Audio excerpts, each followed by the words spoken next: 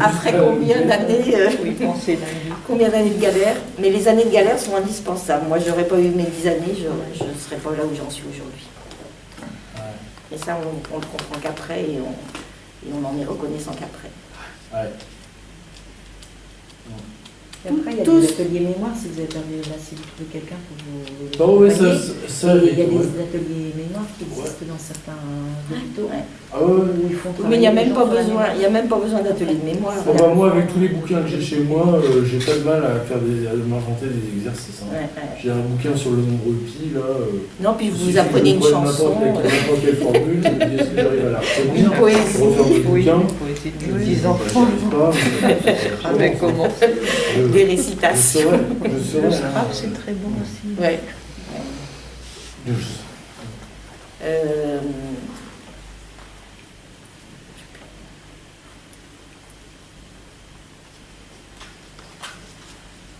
Oui, la mémoire, ça revient tout seul. Hein. Petit à petit, ouais, effectivement, on se fait ses propres exercices et puis on remarque que, tiens, ça vient vite. Et en fait, c'est vrai que c'est quand même une chance. Moi, j'estime que dans mon malheur, j'ai de la chance parce que j'ai du temps pour faire ce que je veux. Ouais. Donc ça, c'est intéressant parce que fait. On peut développer quand même. Moi, j'ai fait beaucoup de mathématiques et mon rêve, en fait, c'est de me retrouver, de plus avoir de médicaments et de pouvoir contempler mon travail que j'ai fait, mais avec vraiment comme un enfant. Redécouvrir. Voilà, c'est ça. Et de me dire, ah bah ouais, ce truc-là c'était quand même pas mal et tout. Et ça, ce serait mon bonheur parce que pour l'instant, je vous dis, je suis un peu atrophié au niveau du sentiment et du machin. Et de la pour vous réconforter, moi, après ma fameuse intervention de la vésicule, j'ai retrouvé des goûts enfouis complètement de quand j'étais jeune, tout ça. La chanson, le tissage, la littérature. J'ai retrouvé plein de goûts comme ça que j'avais plus du tout depuis 30 et quelques années. Hein. Ah ouais. Et très vite. Et un truc on emmène un autre, on entraîne un autre. Et après, et puis quand vous êtes plus malade, bah là, c'est carrément... Moi, j'ai décollé. Hein. J'ai décollé. Ouais. Je me suis pas reconnue. Comme ça, je pourrais aller voir un jour mon psychiatre, je lui dire, ben voilà. Exactement, ce serait une bonne leçon pour lui. Une leçon d'humilité. Et oui, je pense que c'est comme les hommes politiques, il faudrait qu'ils essayent de bosser un peu comme nous. Je pense que les docteurs, ils devraient bouffer leurs médicaments. Mais c'est ce que je leur dis tout le temps. Ils parlent de dépression, mais ils ne l'ont pas connu, ils ne savent pas de quoi ils parlent. Personne, moi je dis ça, personne qui n'a pas connu de dépression, comment exprimer ça, ne peut pas comprendre ce que c'est qu'une dépression. Il faut y passer pour comprendre. Même le plus empathique des médecins ne peut pas comprendre ce que c'est. Et les traitements qui vont avec. Et les traitements qui vont avec. Ouais, mais bon, ça c'est parce encore autre chose. Par contre, il y a un moment aussi, quand même, je me permets de vous dire, il faut quand même un amalgame entre dépression et schizophrénie. Ça, au début, on vous parle de dépression. Pas les vrais. Non, mais en tout cas, moi, ce que j'ai remarqué, c'est que au début, on vous parle de dépression, et après, comme vous faites des choses un peu bizarres, vous fuguez de chez... Moi, j'ai fugué de chez mes parents. Je suis parti, j'ai fait Quimper-Madrid en stop. Et mes parents étaient très inquiets. Bon, bah, il y a eu des trucs comme ça. Pourquoi Madrid? Bon, je sais pas, j'ai envie d'aller en Espagne. Tout le monde me disait c'est chouette l'Espagne. Mais Madrid, c'est pas la mer. Et donc, qu'est-ce que je voulais dire, au bout d'un moment, comme j'avais un comportement quand même un peu spécial, ce côté dépressif, il a été rejugé plutôt dans la schizophrénie. Je crois. Je crains que... Moi, j'ai commencé par être cataloguée dépressive et après bipolaire. On m'a soignée pour dépression et on m'a donné des choses pour remonter ma dépression et c'est ça qui m'a causé une crise de bipolarité. La dépression, c'est le début, mais en fait, ce qui se passe après, c'est que si des fois, dans bien des cas, votre corps, il a une réaction. Et la réaction, c'est la colère, l'agressivité. Et c'est ce truc-là, en fait, qui est jugé comme une maladie. Vous voyez ce que je veux dire? Parce que vous allez commencer à à dire j'emmerde les gens, je vous emmerde tous, ou bien j'ai vu par exemple à l'hôpital, il y a un mec, lui, il tapait sur les murs, il tapait avec ses poings sur les murs, il y en a qui sont des scarifications, c'est une façon c'est une colère, le corps est en colère parce qu'il n'est pas content, il n'est pas heureux, donc le corps il se venge, le corps se venge sur l'extérieur. Il concrétise sa souffrance. Ouais. Et c'est ce truc-là qui est considéré comme une maladie. Donc, vous voyez. Moi, je vous invite à revoir Vol au-dessus d'un nid de coucou, parce que c'est très fort. Il est beau ce film. Ah oui. Voler au-dessus d'un nid de coucou avec Jack Nicholson, énorme. Très fort. Ça fait la deuxième fois qu'on en parle. Ah, il faut le voir. Ah ouais. Mais j'ai vu la moitié, je crois. Il t'aimera bien son pote grand chef. Il parle jamais. Ah oui.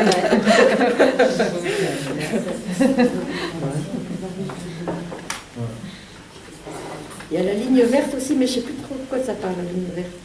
Ligne verte, c'est avec. Comment il s'appelle cet acteur? Oui, je vois. C'est Morgan Freeman. Ah non, Morgan Freeman, c'est. Ah, le gros balèze dans le. Non, un noir. Un noir, assez costaud. Ouais, c'est bon. Oui, il y a un test que j'ai vu sur. C'est quoi cette chaîne? C'était pas sur BBC. Ouais, je sais plus. Bref, un test génétique, mais instinctif sur les gens. C'est-à-dire qu'ils avaient fait porter des t-shirts à 300 gars. Pendant 2 jours, ils les ont pas lavés, ils les ont portés juste pendant 2 jours. Et à 500 personnes, ils les ont fait sentir à des femmes qui avaient soit eu des enfants, d'autres pas, des femmes qui avaient envie d'avoir des enfants, d'autres pas. Bon, bref, et toutes ont senti les t-shirts, et à l'odeur, ça c'est énorme, à l'odeur, elles ont fait, cette odeur-là, non, j'aime pas, cette odeur-là, j'aime. Donc du coup, ils ont fait 2 tas, odeur, j'aime pas. Les scientifiques ont été faire des tests génétiques, c'est énorme, sur la compatibilité entre les 2 personnes. Toutes les personnes avec qui la femme a dit « j'aime pas cette odeur-là », les enfants n'étaient pas sains. C'est un tas de trucs, trisomie, machin et tout. Bon, des trucs légers aussi, c'était pas forcément des grosses maladies. Et toutes les personnes avec qui elles ont dit « ah, j'aime bien cette odeur-là », aucun problème. C'est quand même énorme. Ouais. Donc il y a un truc instinctif chez l'homme qui, pour moi, il faut suivre un petit peu son instinct. On est un animal, on a un esprit, on est un petit peu intelligent malgré l'éducation qu'on essaye de nous faire avoir à petites gouttes, quoi. Parce que quand on regarde, on s'en met plus dans la tête une fois qu'on sort de l'école et qu'on se met à chercher par nous-mêmes. Parce qu'au début, on nous dit bon, bah, il faut apprendre ça pour que tu sois adapté au monde du travail. D'accord, ok, j'apprends. Une fois que tu arrives dans le monde du travail, tu fais ah bah tiens, ça on m'a appris ça, ça m'a été utile. Ça, par contre, j'en vois pas l'utilité. Moi, c'est pas grave. Ah tiens, j'ai toujours voulu être poète. Ah bah tiens, je vais me mettre à faire de la poésie par exemple. Ou je sais pas. Moi, je vois, j'ai un grand-père, il a toujours bossé dans l'usinage. Il a travaillé dans les mécaniques, à fabriquer des moteurs et tout. Ouais, qui dessine. Voilà, bref. À quel âge?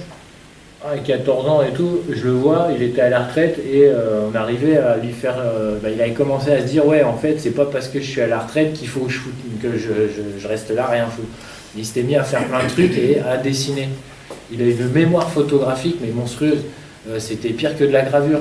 Il a jamais touché un seul crayon de sa vie, le gars. J'étais même frustré à un moment donné. Je me fais, mais attends, mais c'est pas possible, t'as déjà dessiné. Ouais, si, il a griffonné au téléphone quand il répondait, comme ça. Et... je pense que l'humain, l'instinct et tout ça te fait avoir des pulsions que des fois il faut les écouter. Comme ce que tu disais des fois quand tu te dis « ça va pas », tu réagis en coup de nerf par rapport au cachet parce que tu sens que ça te mettait pas bien, tu vois. Donc c'est ton corps qui réagit, c'est normal. Ça reste une drogue, c'est une toxine. Bah, c'est un poison, une drogue. Donc ton corps par instinct, il va réagir par une manière ou une autre. Vu que c'est un métabloquant psychotrope, bah, la réaction va être que violente. Ouais. Non, mais c'est... En tout cas, ce que je pourrais dire, c'est que si j'arrive à m'en sortir, ce qui, d'après Madame Richard... tu as l'air d'en avoir envie en plus, ça part de là. Si j'arrive à m'en sortir, bah, ce sera super. Et peut-être qu'en plus... en plus de mes métiers, ma carrière artistique, je pourrais aussi donner des conseils à des gens qui prennent des médicaments pour leur conseiller des choses, pour leur faire partager mon expérience. Puis ne serait-ce que comme là, tu vois, tu viens d'avoir des informations avec d'autres personnes qui t'ont dit « Ah oui, mais ce docteur-là, il est quand même assez protocole classique. » Il va y avoir des gens qui sortent un petit peu des sentiers battus, qui vont te donner un autre avis. Ne serait-ce que mettre plusieurs avis en contre... Parce qu'avoir un seul et unique avis, surtout sur un point de vue mental, c'est quand même dangereux. Je veux dire, lui, il ne se remet pas en question. Moi, je trouve ça dangereux. Ne serait-ce que... Je ne sais pas, tous les docteurs que j'ai vus... à un moment donné, quand ils voient que leur protocole ne marche pas, ils se remettent en question à un moment donné. En fait, les trucs que j'ai cru comprendre, c'est que, par exemple, quand il y a des deuils, il faut faire le deuil. Quand il y a des chocs, il faut évacuer le choc. Vous voyez ce que je veux dire, un choc psychologique. Ouais, mais chacun sa manière. Ouais, non, mais je dis pas ça.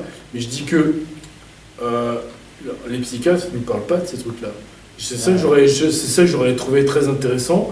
C'est que le psychiatre, ils me disent « Ah oui, mais là, vous avez été choqué par ce truc-là. » Ouais, mais qu'ils me disent « Là, vous avez été choqué par ce truc-là, vous pourriez m'en parler. » Un peu comme c'est dans, je sais pas, dans un Tintin qui parle à son psychiatre, quoi.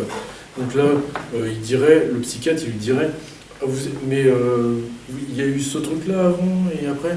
Donc là, ce truc-là vous a traumatisé. » Parce qu'ils comparent par rapport à leur propre expérience. Ouais, alors lui, il a eu un traumatisme dans l'enfance, donc il va croire que c'est le même que le tien. Ouais. Comme par exemple beaucoup de psychologues ou de psychiatres qui se basaient sur Freud. Freud, pour lui, soit c'était de l'obsession sexuelle ou soit c'était de l'obsession morbide. Ouais, c'était quand même assez dur. Oui, mais en tout cas, il avait au moins, ce que je trouve intéressant chez Freud, c'est que même si c'est peut-être... je dis pas que tout est acheté chez lui. Mais au moins, ça a le mérite. Au moins, il y a un mérite chez Freud, c'est de proposer un imaginaire à la maladie. Or, le psychiatre d'aujourd'hui, il vous propose même pas d'imaginaire, il vous donne des médicaments, c'est tout ce qu'il fait. Ouais. Il dit, vous prenez quoi, vous, aujourd'hui Qu'est-ce que vous avez pris aujourd'hui Qu'est-ce que vous avez pris Il vous dit non, il vous dit pas qu'est-ce que vous avez pris, il vous dit quels sont les effets. Un petit champagne. Il vous dit, ça se passe bien avec le... Ça se passe bien avec le Léponex, imaginons. Voilà, c'est tout ce qu'il a à vous dire. Alors le Léponex, comment ça se passe avec le Léponex? Voilà, et si vous lui dites ça se passe bien, bah, il dit on continue. Si ça se passe pas bien, il vous dit bah oui, mais je suis désolé, on a que ça. De toute façon, si t'as le malheur de lui dire mais arrête de te foutre de ma gueule, il te met la camisole. Voilà. T'as qu'à essayer, tiens. Donc voilà. Avec moi passer un week-end enfermé. Putain, pardon. Et sinon, vous avez essayé l'hypnose pour voir, rechercher. Oui. Rechercher l'origine. Ça a marché un petit peu, ouais. Madame qui s'appelle Madame Delporte de Gourmelin, donc qui est une des personnes les plus importantes puisque elle fait partie des personnes qui décident si une personne peut sortir ou pas de l'hôpital. Elle pratique l'hypnose et elle m'a fait faire une séance une fois ou deux. Et j'ai eu une grosse crise de larmes après. Mais vraiment, j'ai rien compris. Hein. Là, vraiment.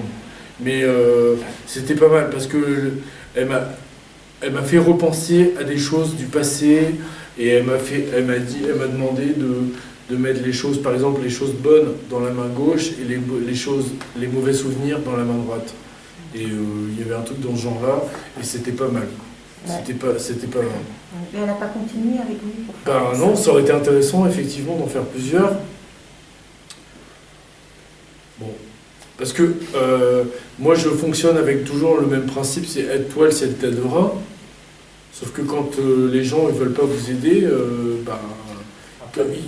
voyez ce que je veux dire? Si vous dites, s'ils sont comme ça, ils sont têtus, ils sont rigides et têtus, vous avez beau essayer de vous aider pour aller dans un... Si eux ils veulent pas aller dans votre sens... Mais peut-être que le psychiatre qui s'occupe de ton cas, il n'a pas voulu qu'elle continue. Et ça, peut-être que tu ne le sais pas aussi. Voilà, moi je pense qu'il y a peut-être plus ça aussi. Genre, tu ne viens pas intervenir sur mon travail, c'est mon malade, nanani, nanana. Ouais. Ouais. Si en plus il a l'impression que tu es plus doué que lui pour trouver des... Quel est son but Si c'est un jeune arriviste, c'est fort possible. Son propre intérêt ou l'intérêt de son malade? Ah, Ouais. Désolé, ça m'énerve, moi, ce genre de truc. Va te défouler dans Non, mais il y a un ami, il y a longtemps, qui est sorti d'hôpital psychiatrique, qui était un ami et qui on faisait du spectacle de rue. On avait monté un petit cirque itinérant. C'est lui qui m'a appris à porter des barrières de sécurité en équilibre sur mon visage. C'est grâce à lui que, pour un moment donné, je portais une amie qui faisait des équilibres en haut d'un mât que je portais en haut de ma tête et pendant que moi je jonglais. Et ce gars-là, un jour, il s'est fait attraper parce qu'il avait pété les plombs. Et quand il est ressorti, il ne savait même pas pourquoi il avait pété les plombs, parce qu'ils l'ont tellement lobotomisé avec les ancêtres des Cachecta, parce que c'était dans les années milieu 90. On l'a vu, quand il est sorti de l'HP, on est parti le chercher. Ça va, Willy? Il nous a regardé. Il a mis une minute avant de réagir, il a fait oui. Oh, ça a fait peur. C'est affreux. Non mais c'est affreux, hein. Il a Franchement. mis 5 minutes avant de réagir, qu'on était ses potes pour monter dans la voiture. Il ne savait pas si. En plus, voilà le phénomène, l'espèce de bastard, il aurait pété un plomb, il nous aurait envoyé en l'air, quoi. Ouais. Mais il transforme les gens complètement, ils s'en foutent. D'ailleurs, j'ai fait une blague de très mauvais goût, mais je peux la faire quand même. J'avais dit à ma pharmacienne comment on appelle quelqu'un qui fabrique des légumes. Donc, je lui ai dit c'est un jardinier. Et je lui ai dit qu'un psychiatre aussi fabrique des légumes. Puisque... Et donc j'avais dit, pour finir la blague, je disais mais un psychiatre jardinier, ça me paraît un peu louche. Tu sais, c'est Bayer qui a la racheté. différence entre le jardinier et le psychiatre? Voilà, c'est ça qu'il faut demander. Donc maintenant, Black Carambar, Le jardinier, il peut être bio, mais le psychiatre, il n'est jamais bio. Maintenant, c'est les mêmes, hein, c'est Bayer qui a racheté Monsanto. J'en ai une dans le même style. Quelle différence y a-t-il entre un chirurgien et Dieu? Personne ne la connaît. Il n'y a pas de différence. Si.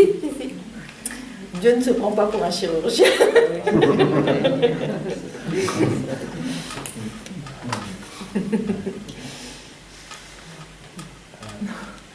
Heureusement qu'il n'y a pas de chirurgien ici. Ça lui aurait fait du bien, au Le contraire. jeune, il faisait un peu des bons quand on parlait de la médecine traditionnelle occidentale. Je me demande si... Bon, après, je sais qu'à un moment donné, il avait l'impression que ça partait un peu trop... Anti-médical. Ouais, voilà, anti-médical. Après, faut être réaliste. Moi, je vois... j'ai vu plein de gens dans ma famille. J'ai une de mes grand-mères. Là, elle s'en est sortie, mais elle était une des premières à essayer les antidépresseurs des années 60. Elle a eu je ne sais combien d'effets secondaires. À quel âge? Moi, je ne sais plus. Quand j'étais jeune, à un moment donné, elle avait une boîte. Ouais, 5 trucs pour toute la journée, et ça pour chaque jour. Et dans chaque case, c'était pas les mêmes cachets, quoi. Ouais, un semainier. C'est ça? Ouais, c'est ça, ouais, c'est ça. Et elle a fini par sortir de tous ces trucs. Bizarrement, elle n'a plus l'hépatite pharmaceutique, l'hépatite C pharmaceutique, je ne sais plus trop quoi. Elle n'a plus des crises de stress, elle a plus rien. Elle a tout arrêté. Elle n'a plus de problème. Et c'est énorme. Et là, elle commence à avoir des problèmes de nerfs par rapport à justement les effets secondaires de ces produits-là. Elle commence à... Mais bon. Il n'y a pas de médecin parmi vous? J'aurais dû demander ça au début. Et vous êtes venu comment? Moi, j'ai vu une affiche à l'hôpital. Ah. Parce que j'en ai mis des affiches. Hein. Moi, c'est mes copains qui m'ont parlé du truc. Ils sont venus comment? Alors, comment ils ont connu ce truc-là, j'en sais rien. Je sais qu'ils sont en lien avec les Halles. Parce que c'est des trucs qui devaient se passer dans les Halles. Et ils sont beaucoup au courant de ce qui se passe dans les Halles parce que Paul qui était là, sa maman vend des légumes aux Halles, je crois. Exactement. Et vous? Pareil, je connais. Vous travaillez à l'hôpital tous les deux? Non, je suis là pour l'instant pas. Moi qui l'ai donné. Vous faites quoi à l'hôpital? Je suis infirmière. Moi aussi. C'est la salle d'attente à l'hôpital. Comment? En salle d'attente à l'hôpital. Moi, par contre, j'ai un truc qui a... Attends, on n'a pas fini le tour. Et vous? C'est par son intermédiaire, il m'a apporté le prospectus du ça. Ok, d'accord. Moi, je voulais juste dire un truc marrant, c'est que en sortant de l'hôpital, il y a quelques semaines, là, il y avait une petite boutique près de chez moi qui vend des pins. Et j'ai acheté le pins Courmelin. Il y a un pins qui vaut 50 centimes. Vous que j'ai n'êtes pas payé. recueilli. Non. Et du coup, maintenant je fais la blague quand je revois, parce que je continue de voir les gens de l'hôpital. Et je leur dis, bah vous voyez, j'ai changé de bord. Je suis passé infirmier maintenant. Vous ferez peut-être les études un jour. Avant, c'était des études payées. Il y en a plein qui faisaient ça parce que c'était des études payées. Non mais on morfle là, quand même. On morfle. Oui, mais on en ressort d'autant mieux. Ouais. Dubitatif. Bah ça fait un peu comme si on vous force à manger un truc que On vous en n'aimez reparle pas. dans un mois. Ouais. Si on vous force à manger un truc que vous n'aimez pas. Vous allez me mettre votre numéro de téléphone.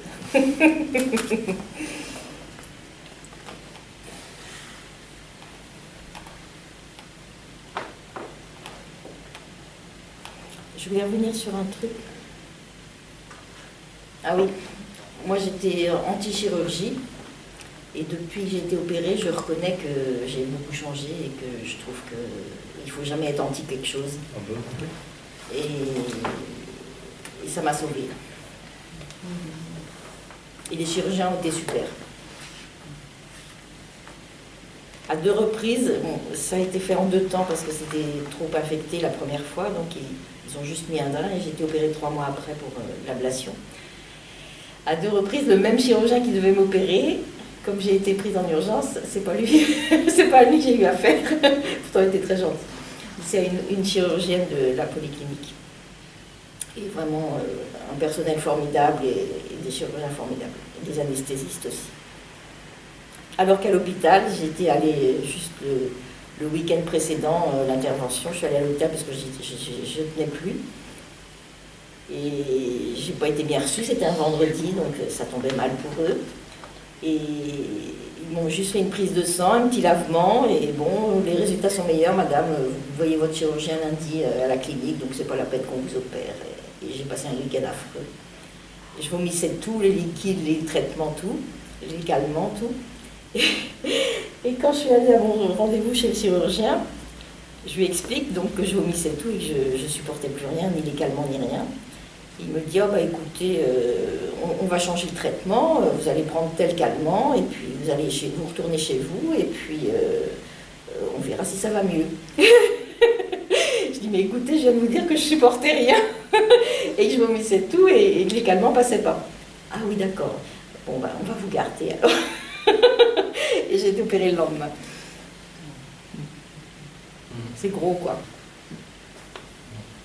Faut pas tous les mettre dans le même panier. Hein. Ouais, bien sûr. Non, bien sûr. Heureusement. Non, mais je crois qu'on a beaucoup d'exemples de médecins qui font pas bien leur boulot, quoi. Puis il n'y a pas aussi Qui sont pas conscients. le fait d'avoir 15 000 procédures, trucs à faire. Au bout d'un moment, nerveusement, tu n'as plus autant de concentration qu'au début.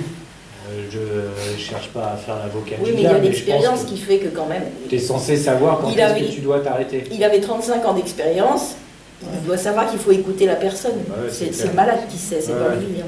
Ouais. Alors quand j'ai entendu sa réponse de changer de traitement et tout, j'ai rigolé. Hein. Je n'ai pas dit que j'étais infirmière, mais...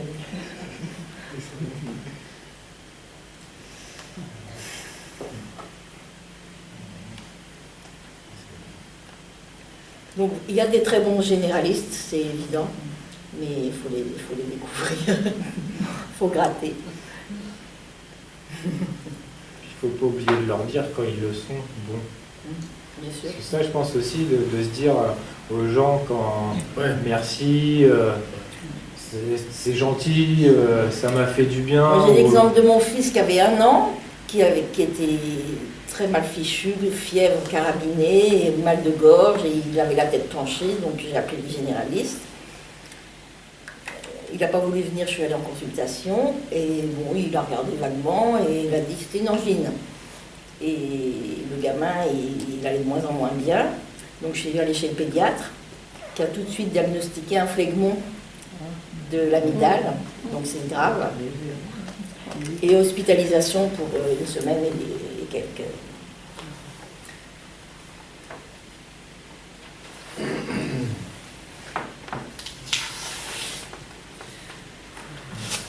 C'est pas moi qui les cherche, les exemples.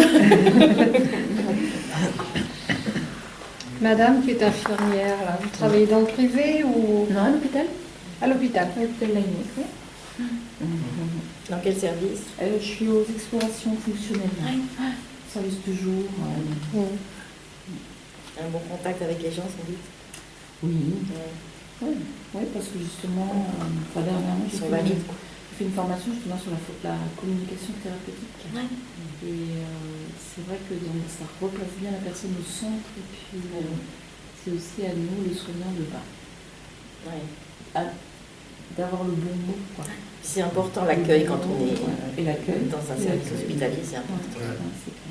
Donc, quand je vois des brancardiers ou des aides-soignants quand même des malades se faire opérer mais qui ne décoincent pas, qui leur disent pas un mot, ça me fait mal au cœur.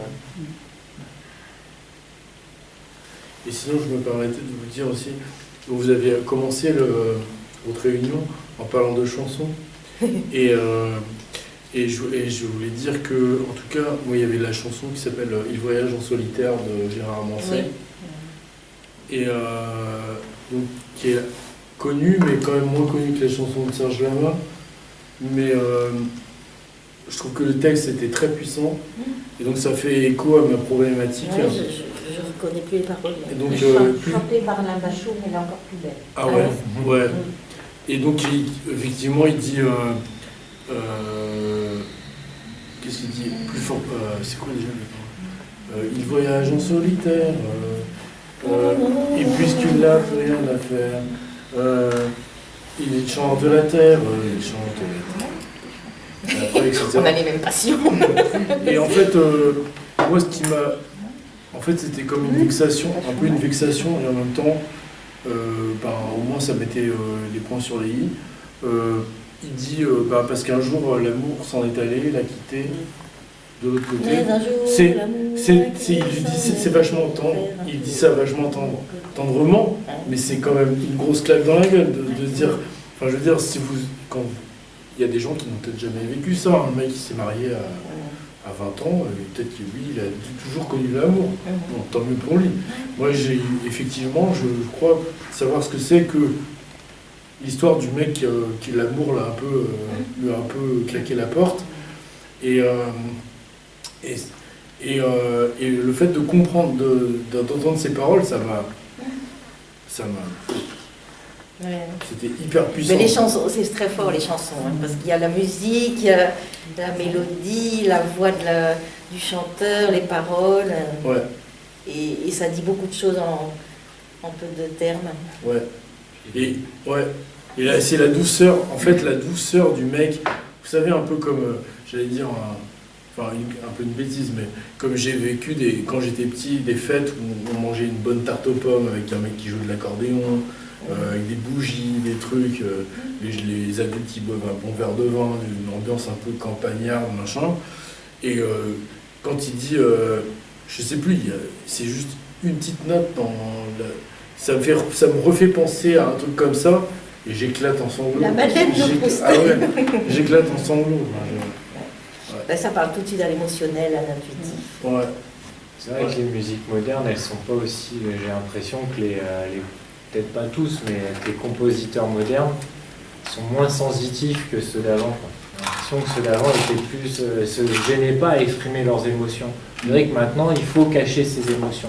C'est-à-dire que le problème, c'est que moi, j'ai quand même analysé ce que font les 75% des groupes actuels.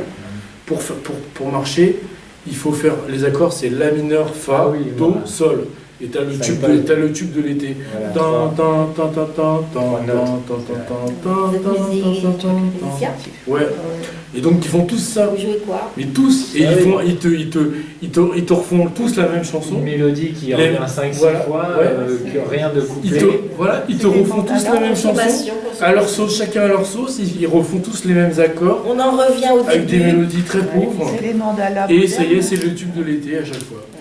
C'est pas des Alors, mandalas. ça- Ouais, ils ont fait que le premier contour, quoi. Ils ont oublié de faire tout ce qu'il y avait à l'intérieur, quoi. Mais c'est On en vrai que revient au début où je disais que, je sais plus quoi, que ça va me revenir. Des chansons. Ouais, je sais plus. Ce qu'on a parlé au début. le thème que de base. Est-ce que vous avez écrit, ce que vous avez écrit là, peut-être. Non, non.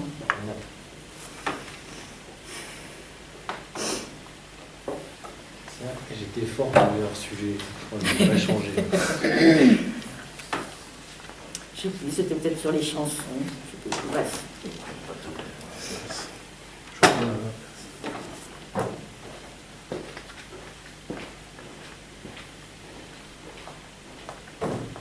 Est-ce que quelqu'un a autre chose à dire? Un témoignage? Alzheimer? Bah, moi, je me permettrais juste de dire que il paraît que La Fontaine, c'est quand même une référence. Et il dit tout fait qu'on dégénère. Tout fait qu'on dégénère. Ah oui. Il dit ça, La Fontaine. Donc tout fait qu'on dégénère, ça veut bien dire que, à mon avis, Alzheimer, c'est. Il faut que les gens acceptent que c'est un truc normal, quoi. Enfin, acceptent que c'est un truc normal. Qu'il y a peut-être des gens qui arrivent à rester très frais à 80 ans, mais c'est quand même des exceptions. Ah, bah C'est Moi, des je gens pense qui que- ont fait travailler peut-être leurs neurones d'une autre manière que les autres. Je pense que Alzheimer, c'est ce qu'on appelait avant la démence sénile. Ouais. Il me semble, non? Hein. Et moi, je vois vraiment ça comme un problème d'expression de soi. Et il y a tant de gens qui ne peuvent pas s'exprimer, et il y a tant de gens d'Alzheimer. Et pourquoi dans les familles, Parce que- on retrouve de génération en génération cette maladie-là? À ton avis? Pas forcément. Enfin, moi, mon Le- père est décédé de ça. Enfin, bon, je sais pas si... L'annihilation de son expression, de ses émotions, ça se transmet. Tu as été élevé comme ça, tu reproduis. Ah, mon papa montrait pas ses émotions, je vais faire pareil. Je sais pas, peut-être. C'est même pas ça, c'est inconscient, complètement inconscient. Inconsciemment, de reproduire la même chose. Alors pourquoi il y en a qui sortent du lot? Ça, c'est une grande question que je me pose. Pourquoi il y en a qui ne reproduisent pas? Nous, on a vécu des choses difficiles, mes frères et sœurs et moi, par rapport à nos parents. On n'avait pas le droit de parler, pas le droit de s'exprimer. Et bien, aucun n'a reproduit ça. Aucun n'a reproduit cette violence-là. Pourquoi?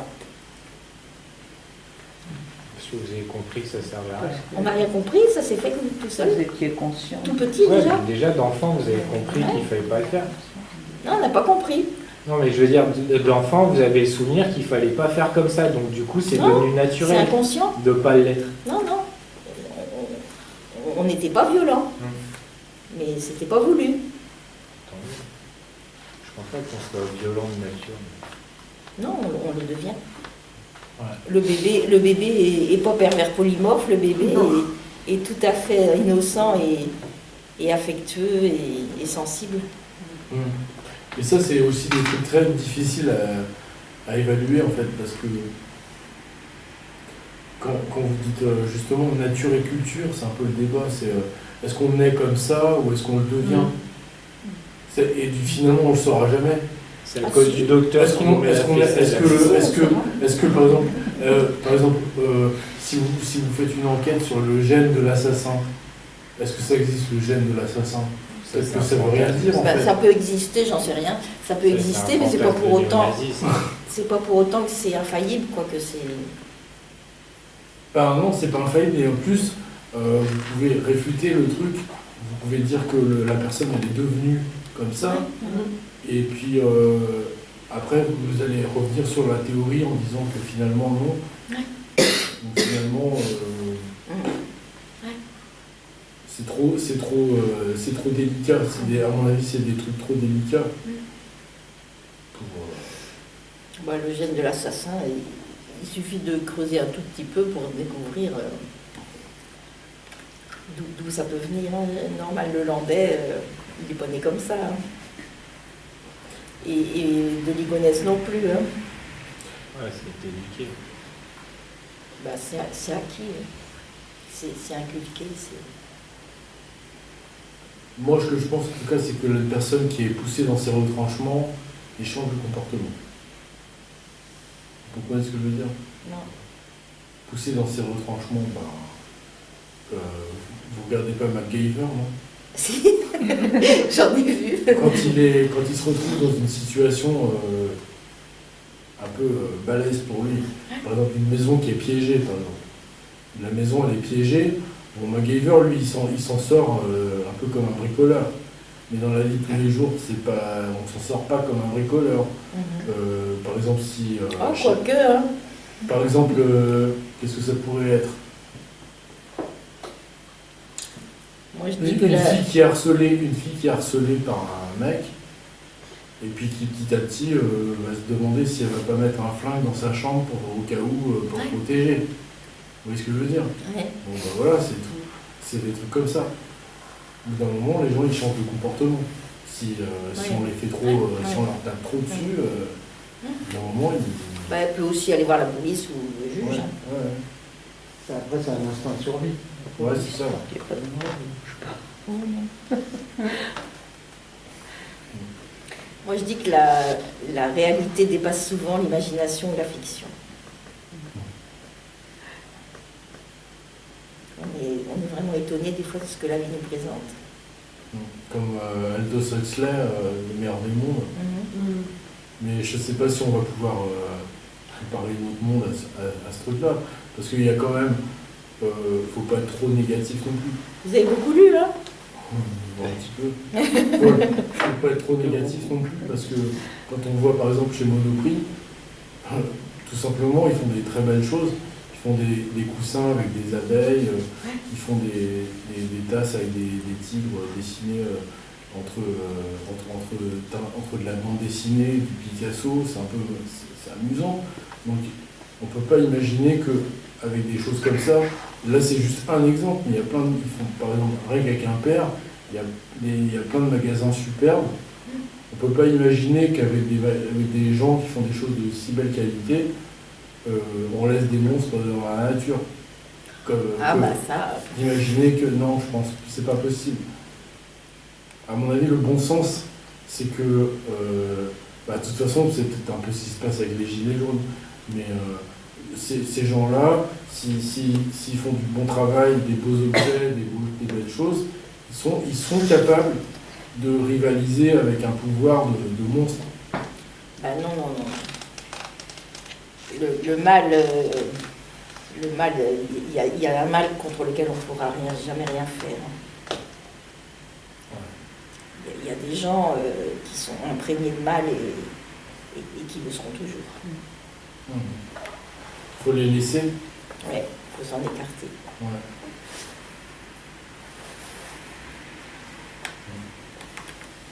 Il faut les dénoncer. Les dénoncer?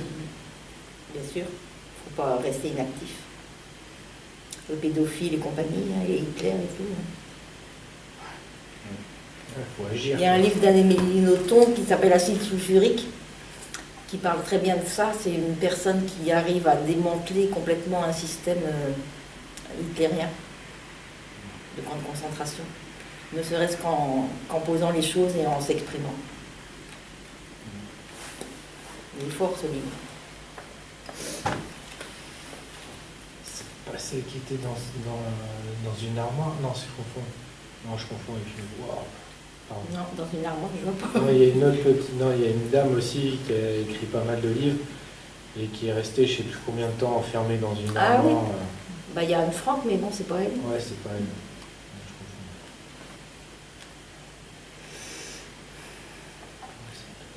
Je vous propose qu'on arrête là. Je vous remercie beaucoup d'avoir participé, d'être venu. Aussi nombreux. Ça me récompense d'avoir mis tant d'affiches.